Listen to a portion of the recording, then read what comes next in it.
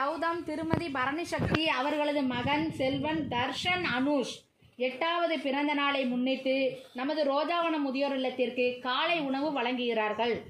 அவர்களும் அவர்கள் குடும்பமும் எல்லா செல்வ வளங்களும் பெற்று நோய் நொடியின்றி நீண்ட ஆயுளுடன் ஆரோக்கியமாக வாழ எங்கள் முதியோர்கள் சார்பாக எல்லா வல்ல இறைவனை வேண்டிக் கொள்கிறோம். Happy birthday to you, happy birthday to you, happy birthday to you Darshan Anush. இறைவா, எங்களால் மாற்ற முடியாததை ஏற்றுக்கொள்ளும் மனப்பக்குவமும் மாற்றக்கூடியதை மாற்றும் துணிவும் இவற்றினை பாகுபடுத்தறிய ஞானமும் தந்தருள்வாய்.